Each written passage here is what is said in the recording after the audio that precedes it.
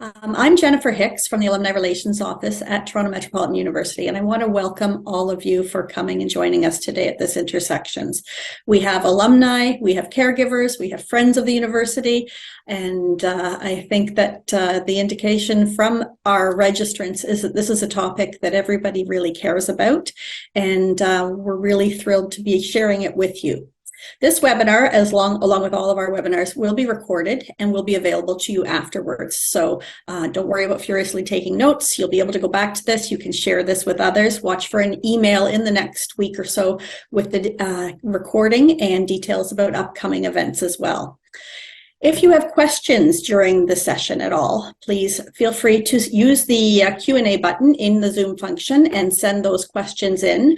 Our panels will be covering a number of topics throughout the session, but we'll leave some time at the end for questions from the audience as well. So I'll collect those, collate those, and make sure that our moderator has the questions available towards the end of the hour. Excuse me. Before we begin the actual event, I would like to acknowledge the land on which Toronto Metropolitan University is located. Toronto is in the Dish with One Spoon territory, and the Dish with One Spoon is a treaty between the Anishinaabe, Mississaugas, and Haudenosaunee that bound them to share the territory and protect the land. Subsequent Indigenous nations, Europeans, and all newcomers have been invited into the treaty in the spirit of peace, friendship, and respect. Today, we're discussing how to support our young adults through life's transitions. It's a big topic, but we're thrilled to have a real expert to moderate the discussion. Dana Astwood-George is the Director of Student Communications in the Office of the Vice Provost Students at TMU. With a focus on the student life cycle and ensuring efforts are complementary to TMU's broader communications objectives, she provides vision and strategic direction to the design and implementation of meaningful communication to students to deliver on the university's commitment to support exceptional student experiences. Dana is a proficient writer who also freelances for Rakuten Kobo Inc. and has been fortunate to interview actors, authors, and industry leaders for her ongoing Follow the Reader series with the company. Dana, I'm going to turn it over to you, and I look forward to a great discussion. Thank you so much, Jennifer. We're really lucky today to have such a well-rounded panel of experts to examine this important topic. So I'll start by introducing everyone, and then we can begin our discussion. We'll start with Natasha Dantimo. Natasha uses she, her pronouns and is the care lead with the Student Wellbeing Department at TMU. She has been working with the university for about a year in this inaugural role, supporting staff as well as students directly. Her professional background is in community health and harm reduction, supporting transitional aged youth and adults dealing with substance use challenges and chronic homelessness. Natasha has a BA in English from McMaster University and is a graduate of the Assaulted Women and Children's Counseling and Advocacy Program at George Brown College. Next, Anna Louise Kidd. Anna uses she, they pronouns and is a recent graduate who completed both their undergraduate and master's degrees in social work from TMU. During their time at university, Anna worked as a writing and language facilitator with learning support, as well as a tutor and a teaching assistant. They also volunteered with the Student Union at the Center for Safer Sex. Most recently, Anna worked as staff for Student Integrated Health and Wellbeing's Health Promotion Department as a health and wellbeing education facilitator, aiding in student wellbeing's ongoing efforts to establish a mental health peer support program at TMU. We also have with us today Lisa Cooter. Lisa uses she, her pronouns and is the program manager of the Family Navigation Project at Sunnybrook and the clinical co-lead of mental health and addictions for the Toronto region. A passionate leader, Lisa has demonstrated experience in system planning, development, implementation, and evaluation within a broad variety of sectors, including community, education, military, and clinical care settings. Lisa is responsible for the strategic and operational functions to support youth and their families navigate the complexities of mental health and addiction services across the GTA. She leverages her knowledge of local programs and services to work with system partners to transform and improve the delivery of mental health and addiction services for young people. And finally, Simran Rotten. Simran uses she, her pronouns and is a student success navigator in the Career Co-op and Student Success Center at TMU. She graduated from the nursing program here and during her studies discovered her passion for supporting students transition in through and out of university. And while she's still interested in pursuing a career in healthcare, she currently enjoys assisting students with navigating university based on their individual needs. And as a first-generation student herself, Simran didn't have much support adapting to university life. Her undergraduate journey started with feeling overwhelmed, figuring most things out on her own, and trying to make sense of the hidden curriculum and aiming to stay afloat in her studies. The transition was difficult, but the journey eventually turned out to be rewarding. During her transition to university, Simran evolved to combat various stressors and shine. And by the time she completed her degree, she had participated in multiple events, initiatives, and student groups across campus, and also won a few awards along the way. And her resilience helped her aim high and cross the finish line at graduation. So an official good afternoon and welcome to all of you. We're so glad that you could find the time in what I know are some very busy schedules to participate in today's panel. I would also like to thank everyone who registered today to tune into our conversation. As Jennifer mentioned, we do only have an hour, and so I want to give all of the panelists a chance to share their perspectives on this topic. We also plan to leave some time at the end where we'll invite you, the audience, to submit questions of your own. And so with that, I'll get right to it. The first question is for all panelists. I wonder if you could each start by sharing a story of a time of stress or transition in your own life and how you managed it. So maybe we'll start with Lisa. Thanks so much, Dana. It's really great to be here. That's a big question, and I think we all experience transitions regularly in our lives, and I know for me I've had a lot of big transitions, but I think I'll share one that's related to what we're talking about today, being a young adult and transitioning. And for me, it was when I was starting university. I was excited. I was going to be away from home for the first time, living in a student residence. I had all these grand ideas of being this amazing success. I was going to be a doctor. That's what my family loved about it, and so it was pretty exciting. The funny thing is the reality when I got to school was quite different. I was on my own for the first time. I really found it hard to engage in good study habits. In residence, there seemed to be a lot of focus on partying and late nights, and I just wanted to fit in, and so I felt a lot of pressure that way. I didn't have any friends that were coming to the same university, and so it was a really new environment for me. I was also working part-time because I needed extra money to pay for school. And so I really found that I was just taking on way too many things. And eventually I started failing courses. And I don't actually think I recognized how difficult it was until I got a letter from the university telling me I was on academic probation. And I think that was like, wow, oh gosh, I need to do something. And I'll be honest, I didn't even know where to start. I wasn't aware whether there was any student supports at the time, so I ended up going to the student advisor office to say, okay, what do I need to do? I clearly can't fail, and I was really lucky that the student advisor took the time to listen to me, and we really sat down, and I said, I need to change this. I need to figure out what to do.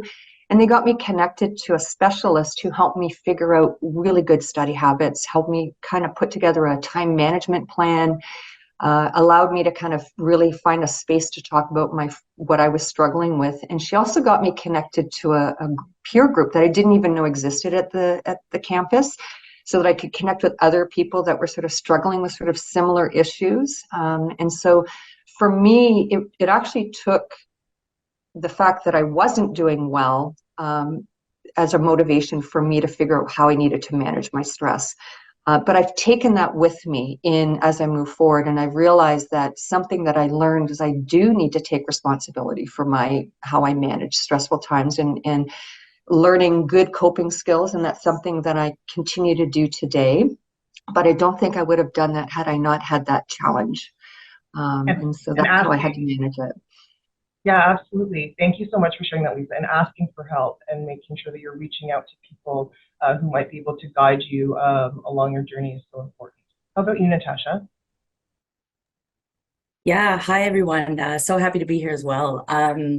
It's a great question. I'm going to speak to a quite personal situation in my life, but happy to share because it's quite relatable, I'm sure. My dad became quite ill a couple of years ago. He actually almost he had a very serious health bout, I'll say that. And it was about a 6 to 8 month process of kind of dealing with that, coping with that, carrying that stress, kind of being the person in my family that was carrying it all and trying to do everything and make sure everything was okay. I learned a lot from that experience because I took on way too much. My mental health started to deteriorate. I saw slowly, even after a couple of years after it happened, I was still carrying this with me. And the same thing kind of happened this year again, with my father again. And the difference this year was that I had better tools in place to better support myself and support those around me. So some of those things that helped me manage with this like hugely stressful thing in my life was, setting boundaries to protect my own well-being and my own capacity, because I wanted to be there as much as I could for those around me and my father as well. And asking for help and carrying responsibility. So before I was just trying to do it all on my own. And this time around, I was asking for help when needed. And in addition to that, it was getting help for myself. So, I started doing some therapy. I started to re-engage with some physical activity that I kind of moved away from earlier in my life. And that's a huge part of my mental health as well. So yeah, that was, a big stress and transition period in my life that, speaking to students directly, I know there's a lot of students that bear a lot and are often caregivers themselves. So yeah, it's a relatable story, and I learned a lot from it. Thank you so much, Natasha, for being open with us and for sharing that. Yeah, it's really important to make sure that we're doing all that we can and taking a well-rounded approach to manage our own well-being. So thank you. Simran, what about you? Thanks, Dana. I really relate to Natasha's story.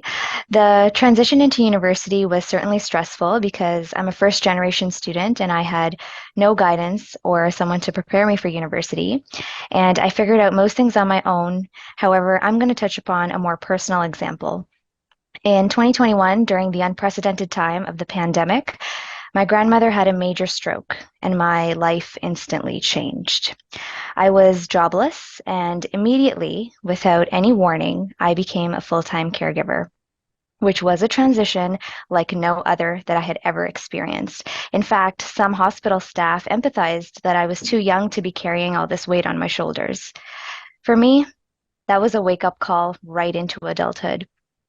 Life will throw unexpected challenges your way, and you will struggle. However, going through that challenge, you will come out more experienced, you'll learn from the hurdles, and you may even feel motivated to make a positive impact on others so they don't have to suffer the way you did. You get to share your experiences with others and pass on that knowledge because we're here to help each other out.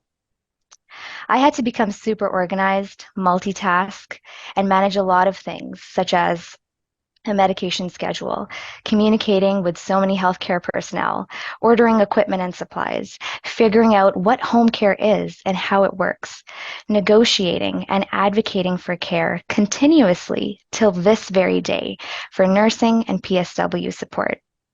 Just a gentle reminder on how stretched our healthcare system is.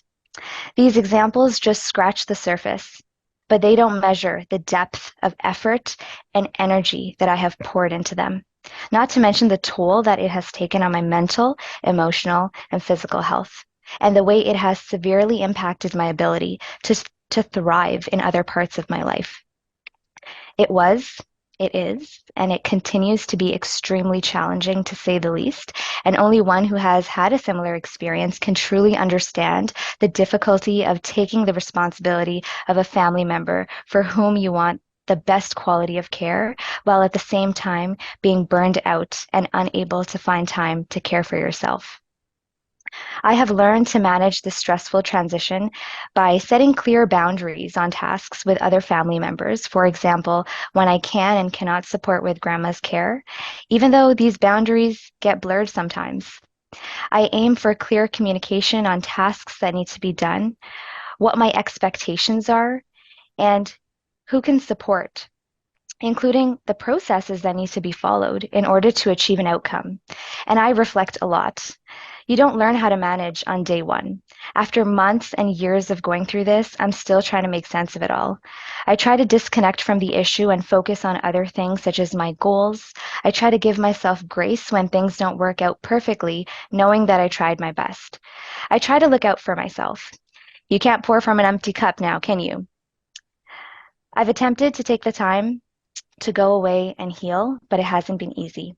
I share my thoughts and feelings openly with my community of care that is willing to support me. I have become aware of my capacity, and now with a job, there are certain things that I can and cannot do, and I try not to get involved where I don't need to be. I have learned to delegate to other family members, and I've also learned how to ask for help and support. Coming out of this, I'm empowered to make a positive impact in our community after dealing with the barriers and ineffective and inefficient systems and structures which negatively affect the healthcare of Ontario residents. And now I see this whole situation as an opportunity for me to develop personally and professionally while knowing that nothing is permanent and things will keep on changing. But I hope for the better. Thank you.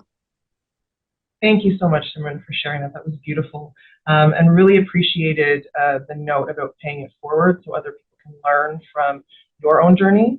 And I also noted that boundaries came up in yours too. So both you and Natasha have touched on the importance of establishing and maintaining boundaries, which I also agree is absolutely necessary. And finally, Anna, same question to you. Yeah. Thank you, everyone, so much for sharing. I'm taking a lot of wisdom from your words, and will reflect some similar themes in my answer as well.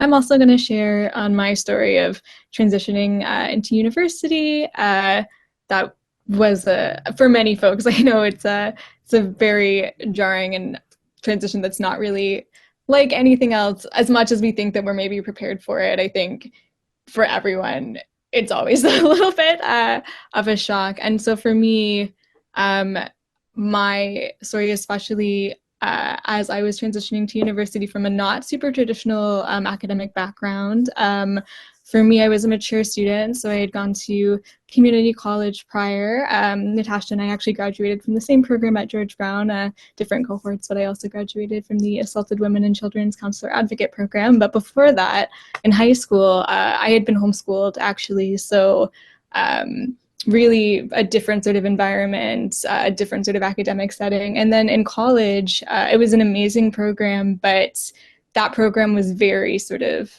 flexible. There weren't any tests. It was all written work, which was amazing, and I had a really great experience. But it did then the comparison between going from that college program and then starting a full-time university program was very, very intense for me. And because of my non-traditional high school experience, my only really frame of school was that college. So it was a lot. Full-time course load. I was taking Intro to Psych, Intro to Sociology, Politics 101, and then I chose an elective that was Existentialism and Philosophy, which was wonderful, and I loved it. And I was also working 20 hours a week at Starbucks, and my opening shifts were at 5:30 in the morning. And so I would do that. I would work from 5:30 to 10 in the morning, and then I would go to class. And I was also carrying a lot of imposter syndrome. Like, I wasn't sure, being overwhelmed with my course load, and also trying to manage that, my job at Starbucks at the time as well. And that these just sort of everything at once, I didn't know how I was going to get through. Like, I really came close to like near utter collapse in functioning. I wasn't sleeping, I wasn't eating. I really didn't know how I was going to get through the day. Fortunately, I think some of the lived experience that I had brought with me up to that point, and one of the benefits of starting university a little bit older and being a mature student at that time, was that I'd become a very good self-advocate for myself at that point. So I realized that I really needed help, and I needed to reach out to the people around me and let me know that I wasn't doing okay. So I deployed everything that I could think of. I spoke to my professors. I said that I needed extensions on work, that I was really struggling. I went to the office hours. I spoke and got help on the assignments when I was feeling like I was lost and I needed more time. I spoke to my boss at my job about needing to not be working as much and really needing to not be doing opening shifts, so maybe I could do evenings instead. And so I have at least one day a week where I wasn't either in class or at school, because I was just doing work or school all the time, and I realized that I needed rest. And yeah, I spoke to my doctor about the anxiety that I was experiencing, and I used the benefits that I had through the school to go and start seeing a therapist outside of the university. And then lastly, I went and I spoke to my academic advisor and administrative coordinator, who is still there. Shout out to Michelle Free, who is one of the most amazing individuals that I've ever met. And I told her I was drowning, and I said that this course load was too much and I didn't know how I was going to do it, and that 5 courses was a ridiculous amount. And she's like, yeah, it is. Why are you taking 5 courses? You don't have to do that. And I said, I don't. And she was like, no.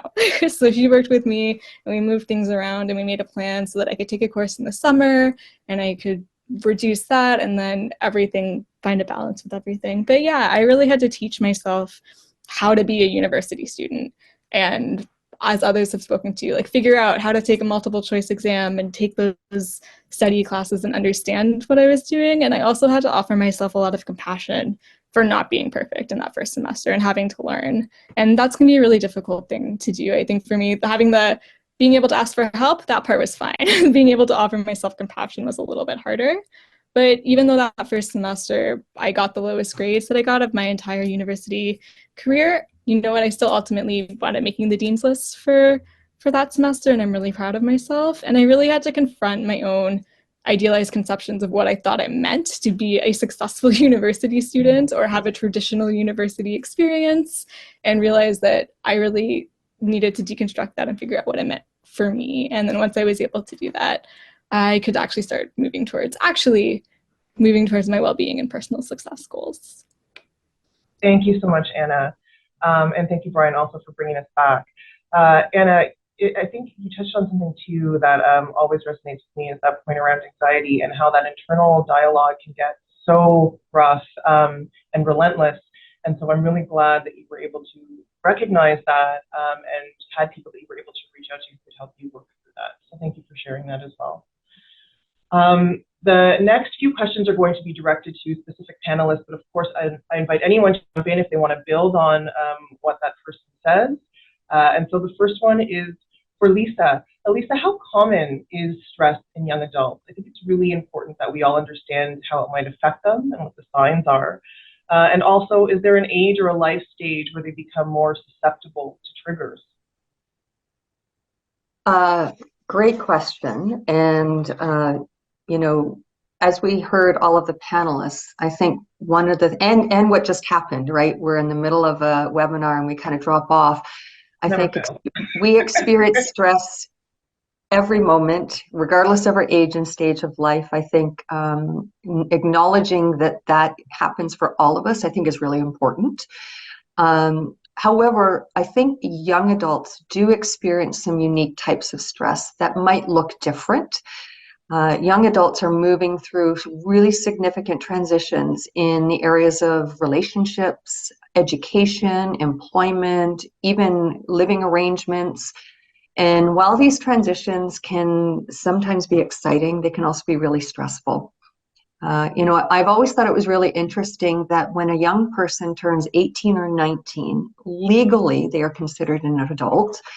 But their brains are still developing, and they actually don't fully mature until they're in their mid-20s. And yet young adults are expected to have maturity. They're expected to be making good decisions, to have good problem-solving skills, to take on new responsibilities, whether that be going to college or university, or maybe it's finding a job, maybe it's moving out on their own.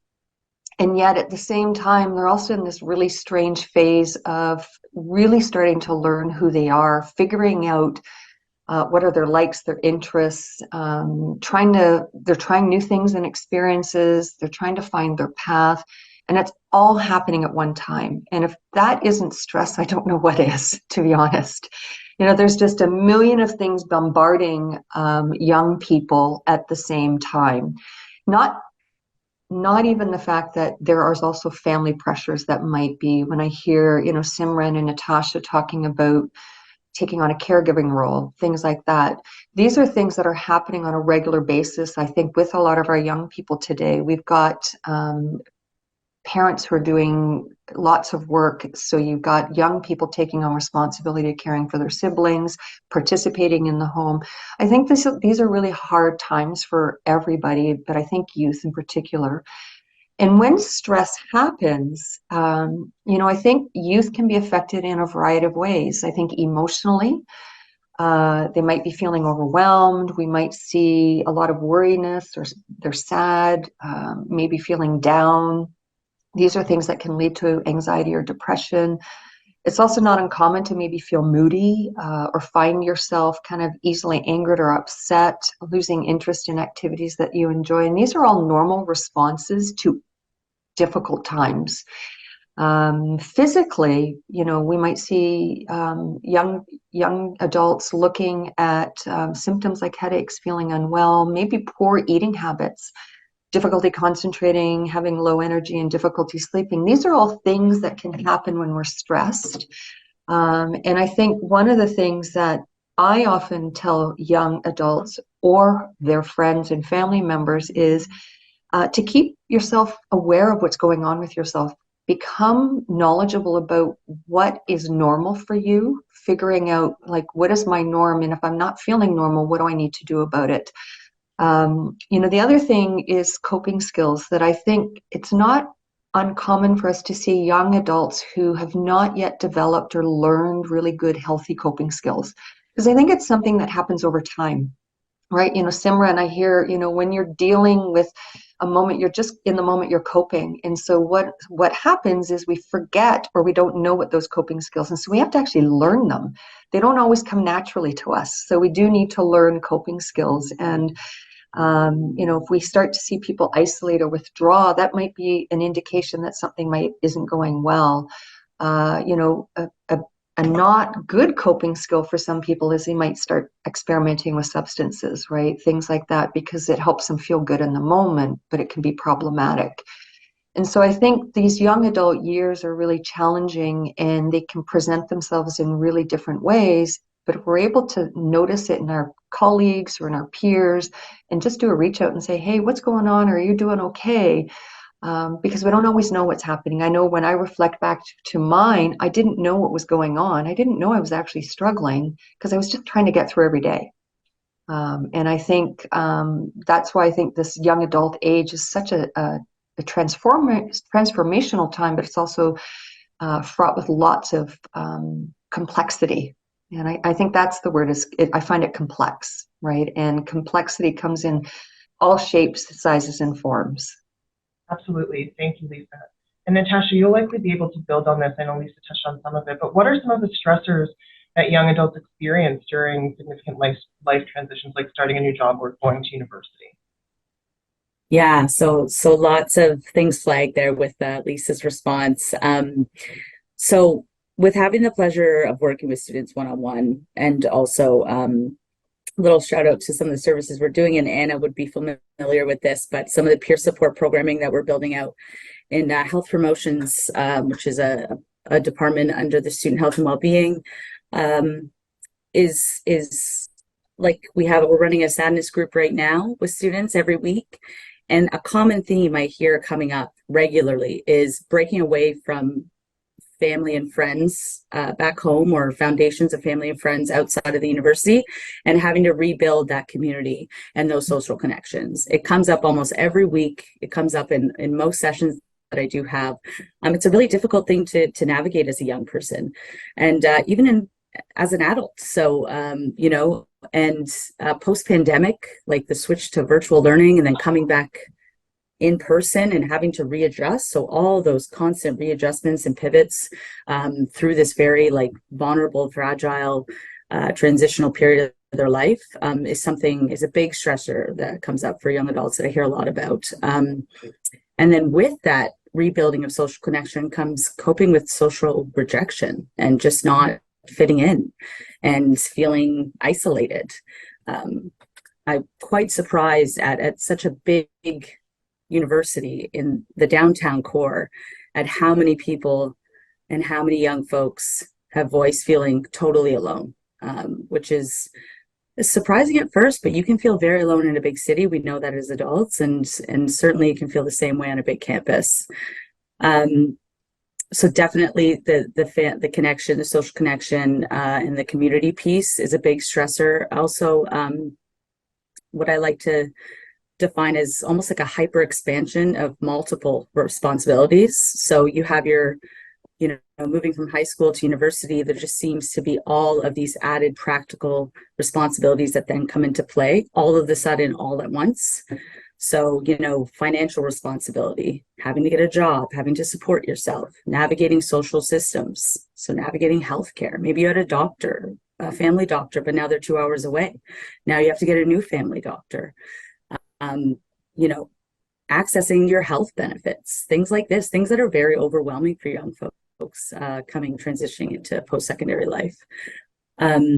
So huge need for that navigational support, which is why wonderful agencies like Family Navigation Project with Lisa are truly crucial.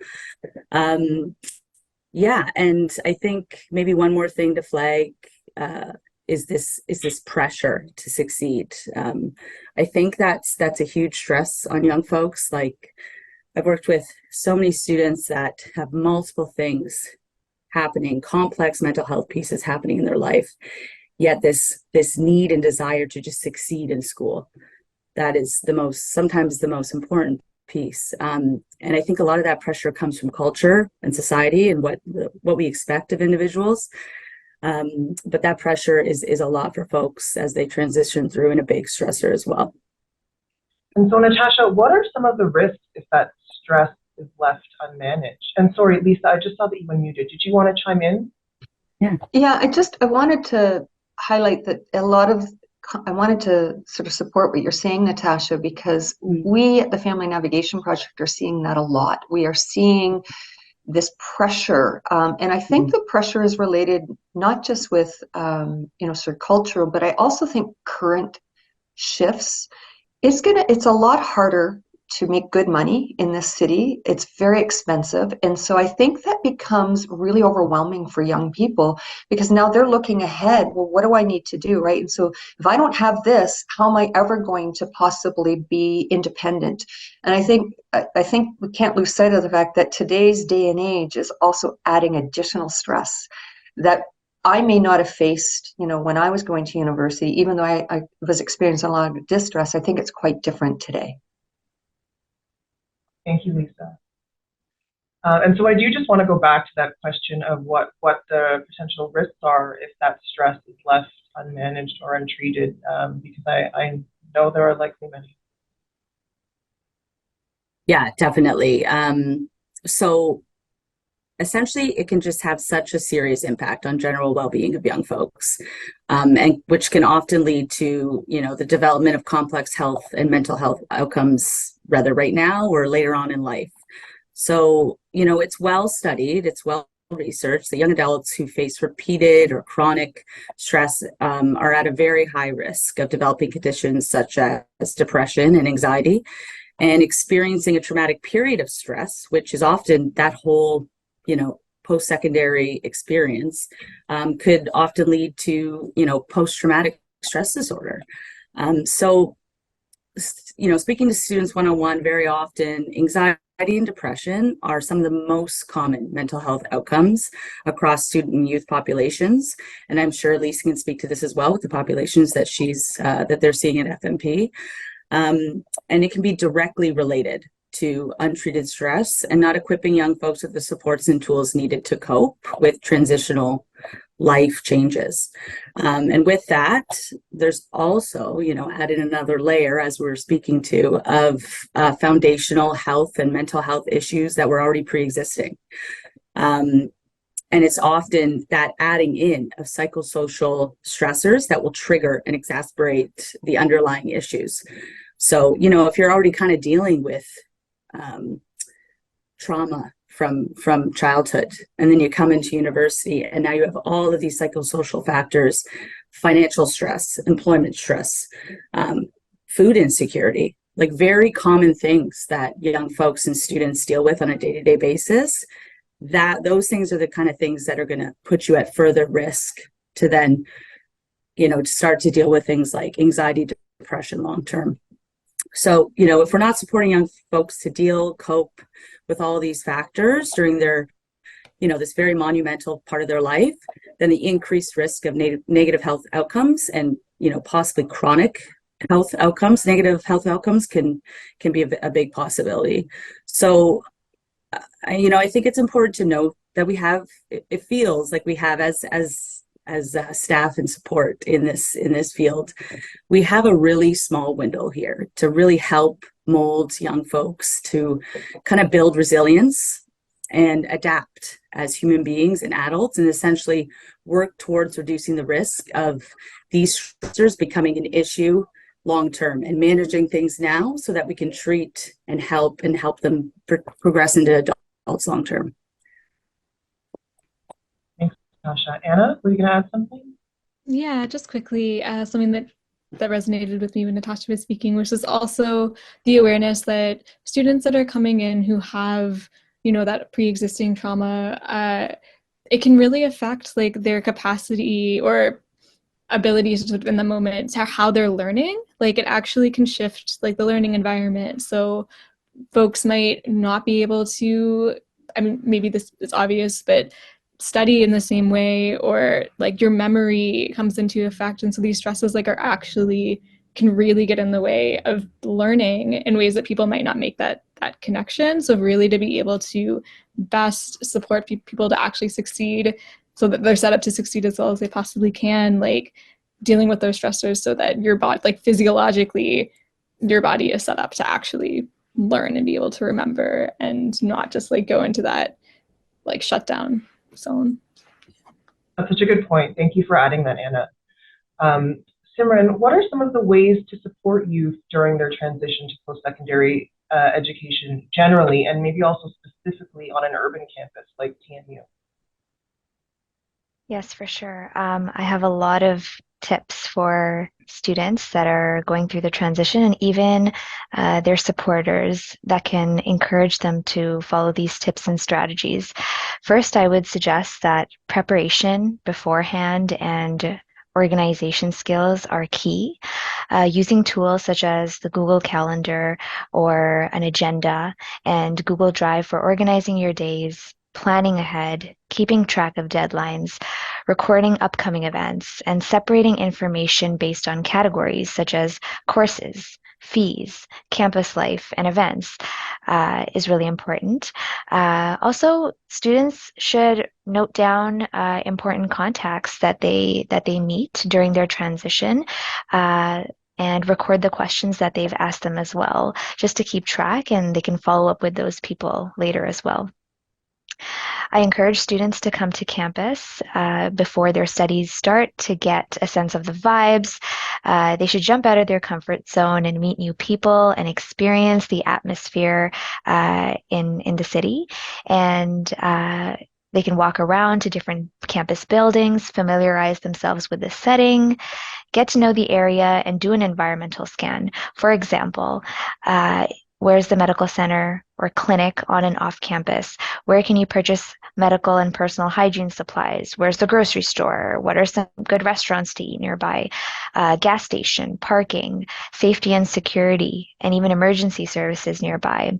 And some students may need access to a printing, fax shop, and even a salon.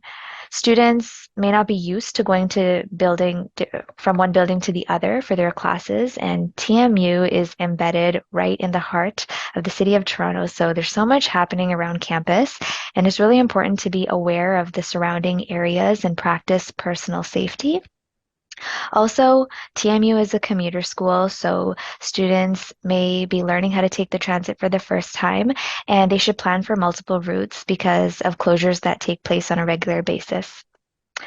I highly recommend students check their emails, stay up to date with information, attend orientation, and their support systems around them can encourage this. Students don't want to miss their academic orientation because of all the important information that's shared, and to avoid feeling lost. It's a really good idea to start browsing the program website and other relevant websites that have events and student life information. And it's a good idea to familiarize themselves with activities that are done around campus and what TMU stands for. Like I mentioned earlier, it's hard, but students should try to jump out of their comfort zone because many students like them are experiencing the same thing. And this is an opportunity to try and explore new things. It's a time to be bold and rediscover yourself as a TMU student. So I encourage students to follow their heart, become self-aware, and give it their best shot at TMU. I also recommend students attend recruitment events and start asking questions. And even if they don't have questions, they can start absorbing information that's being shared. High school students I know are invited to post-secondary events, so they can try a few of those. We're in the digital age, so everything's on social media. Instagram is the go-to. So following Instagram pages beforehand is a great way to update yourself on latest events that are taking place. And it helps you to start immerse yourself within the post-secondary environment. Also, I encourage students to have conversations with friends, family, siblings, cousins, people they volunteer with, ask around and reach out to people to ask for their experience with post-secondary education. But just remember that that experience is subjective. What somebody else experiences is not necessarily what you will experience. Your experience is going to be different, but it's going to be unique. Also, as students transition, they need to understand that they're going from complete structure to an unstructured routine. And students are going to need support on how they should rebuild their schedule so they don't burn out from going to a routine to no routine. They should recognize that their days are going to look different. For example, on some days they may get to sleep in because classes start late, and on other days they will have to wake up early. And just coming to terms with that will help them out. Also, it's really important to start to practice being independent. And I know some cultures encourage this and some cultures don't. So it's helpful to get the hang of daily chores such as laundry, cleaning, cooking, even managing personal finances. These are really good habits to build for preparation. Also, students should prioritize their health. I preach this. They should start consuming healthy food and monitoring their water intake, start exercising on a regular basis and sleeping enough so they're not running on coffee all the time and burning out. These self-care tips and being diligent with their daily routine needs to start early. Then there comes the personal habits like time management, organization, and discovering what works best for you as a learner. Some students may not have enough time to learn how to manage stress, or they may not have time to attend skill building workshops. So it's best to build these habits early because first year is very overwhelming. And if you're being diligent and taking care of yourself and learning these self-care habits, knowing how to do your daily chores earlier, you will be in a better place. Otherwise, learning how to take care of yourself while starting university is definitely going to be a major adjustment, and even for the folks that are supporting students transition into university. And I know for those who know someone that's starting university, I would recommend doing frequent check-ins with those students. These are so important, whether it's a parent, a sibling, another family member, friends, or anybody in their circle that they can be open with and trust. Students should connect with people in their community of care so that they can help them, connect them to resources, and take care of them as they experience this huge transition. I also encourage help-seeking behavior. There's no shame in taking control of your learning and success. And if you can help others, you can ask others for help as well. And just to wrap up, there's going to be academic changes. There's a shift in how we're educated in secondary school and then post-secondary. So be aware that your grades are going to look different. Give yourself some grace and don't be so hard on yourself. Stay positive. Things will work out and grades don't define you. Finally, to wrap up, be open-minded as students are going to be meeting a lot. There's going to be a lot happening around them. It's very overwhelming, and You're going to encounter people from various walks of life and intersectionalities. This is a new phase of life, and things are going to change. When you graduate, you will be a better version of yourself, so be ready to embrace the change. Thank you. Thank you so much, Simran. That was great, really thoughtful, and lots of rich information there. The final question is for Anna. How is TMU evolving its resources to support students' well-being? Yeah, absolutely. I'll give a little bit of context of to the overall what's happening with the approach that the university is taking, and then I'll talk a little bit about specific programs. I know we're tight for time, so I will do that a little bit more briefly than I maybe originally was going to, but just wanted to highlight the fact that in November 2023, there was a referendum, as folks may or may not remember, student wellbeing referendum, and students agreed that to spend $34.90 for each student per term on well-being initiatives, and that the university has stated that this fees may be used to do things like in hiring additional frontline support staff, such as counselors, mentors, nurses, dietitian, academic accommodation support facilitators, care coordinators, health promotion specialists, consent educators, case managers, and navigators to better serve students. That money is also going to be used to be building a new student well-being center. So everyone's really looking forward to the new purpose-built space. It's going to be a central hub at the heart of campus, an 8-story tower that's being added to 136 Bonds at the Bond Street site, the current location of the O'Keefe House. And it's going to help to host all the health and well-being services under one centralized roof. And the new facility will consolidate all health services currently housed. So that's really an exciting movement that's happening. I also will just speak a little bit quickly about the work that I was involved with, the Student Integrated Health and Wellbeing peer support services that I worked on when I was with Student Integrated Health and Wellbeing. So the peer support programs, and Tasha touched on this a little bit with the sadness group that she mentioned was running weekly. So peer support is a really low barrier framework in which students who have lived experience of mental health concerns like depression and sadness, or just the experience of dealing with mental health issues and stress as a student, can really support other students. So Health Promotion Program is running several drop-in groups. So students can come once a week and join those groups. And then as well, we're offering individual peer support services as well. So students can connect with a student or a staff member who, identifies as having a mental health concern and really get that individual support as needed. So those are a couple of things.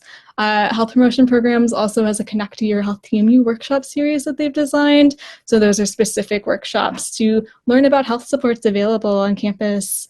I know that something is coming up in 1 week. Oh, we're almost at November, aren't we? So November 9th, there's a Connect to Safer Substance Use workshop that's coming up. So that is one specific example of something really exciting. And I can speak a little bit more about services, but I know we're moving into the Q&A, so maybe I will jump into and can speak to some more. Yeah, thank you so much, Anna. That was great. Lots of really exciting developments happening here at TMU. Really looking forward to seeing the services improve for student well-being, as well as the center being built in the next couple of years. So yes, we are going to move over to the Q&A section. We do have a couple of really good questions that have come through. I'm going to try to get through as many as I can, and if we're not able to do them all, my apologies. But this is for the group, for the panel, so anyone who wants to jump in, please feel free to. The first one is a little long, but I'll go through it. It's a good one. So I work with first-year students and continuously try to convince them to manage their course load wisely, but find that frequently the advice falls on deaf ears until after they run into substantial issues or failure, or they're willing to change, the advice falls on deaf ears until after they run into substantial issues or failure, or until they're willing to change things around. We call it invincibility complex in my office. Many of you have gone through traumatic events to make a pivot. Would anything in your circumstances made you pivot earlier, or did you need to fall or fail in order to make that change? Anyone have any thoughts? Wow, that's a invincibility complex. I get it. I think it's the complexity of young adults. I will say upon reflection, and maybe, hindsight is 2020, I think there's an old belief that we need to go through difficult times in order to figure out. But what I actually think is we need to challenge ourselves to do what Simran was talking about, is do teach it early. I think if we can teach people to prepare and to plan ahead, then even though they may hit difficult times, they'll be in a better place to be able to respond to those times. And so I'm very excited when I see high schools starting to do some orientation around mental health and informing people around different coping skills and strategies. I'm very excited when I hear that TMU has got all these great programs. I was part of the orientation. And I think those are really important things to kind of get that word out there, that if we start early, then we have a better opportunity to respond. So I don't think we need to go through a difficult time to pivot. I think it forces us to pivot, but I would love us to go to a place where we can predict how we're going to respond when we have a difficult time. And I think that's what this is about, is getting that conversation out there earlier. Yeah, thank you. Elise, it's so funny, that preparation piece, in talking to my boss, Jen McMillan, the vice provost student, leading up to this discussion, she sent me a note saying the 6 Ps, proper prior planning prevents poor performance. And that's what you made me think of when you said that. So relevant and timely. Natasha. I was just going to add in, and it's all in the same theme, but, preventative health supports reduces risk of responsive health outcomes, right? So the more education, and that's very much what this health promotions piece that Anna was just speaking to, the more education and the messaging we can get to students and young folks that well-being is very much a part of your life. Even if you're not experiencing trauma or stress to a degree right now, you will, at some point, you will experience stress, and we need to prepare ourselves now for what's to come. So kind of getting that messaging across, that this is very much, just as much as you need to take those 5 courses, your well-being needs to be in check, and you need to be all right and better prepared to get through this time in your life. So yeah, it's really important. Thank you. The next question is, my daughter graduated from TMU in 2023, and she is finding the transition from university to the work world very stressful. She worries about finding a job, making friends, navigating the real world. How can I help, or what support is there for her now that she's no longer a student?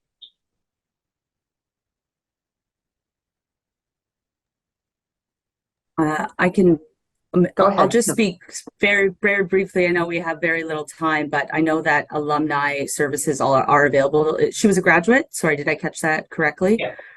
Yeah. So Graduated so they can. Yeah. So they can definitely access the services through the university, being a recent graduate, and then there's a number, of community services and resources that can be resourced to that person as well through TMU.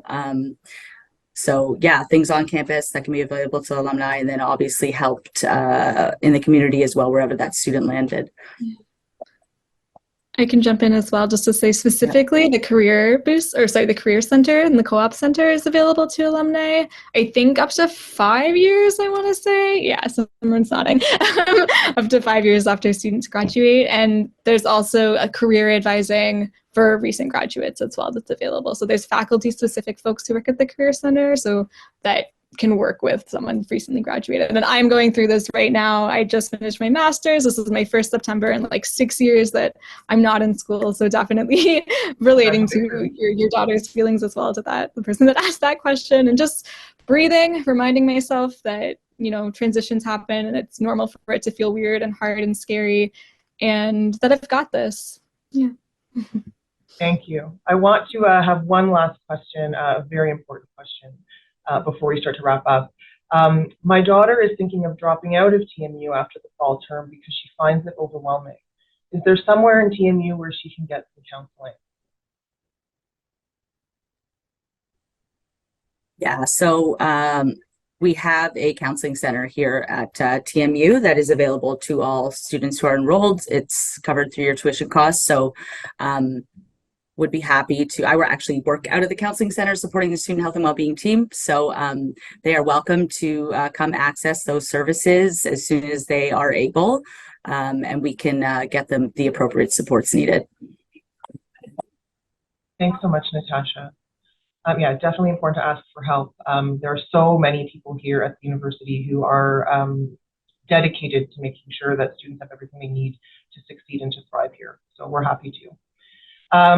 We're almost at time, so I just want to take the opportunity to thank all of our panelists, Lisa, Natasha, Anna, Simran, for being here and sharing some really, really great insights over the last hour.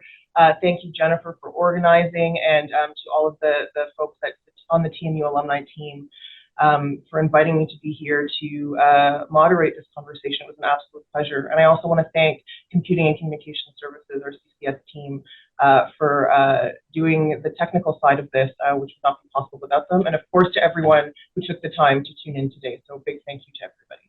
Jennifer? And thank you, Dana. You did a fantastic job. I think, you know, I do want to apologize because we weren't able to get to all of the questions. The questions were coming in right up to the end, and they were really worthwhile and important, valid questions. So I do want to encourage anyone, if you do have questions that you want to follow up on, if you reach out to me in the alumni office, I'll make sure that they do get forwarded to someone who can help with some information and an answer to the questions. But Dana, thank you so much for getting everyone together and really moderating that discussion that was so valuable. Thank you again to all of the panelists.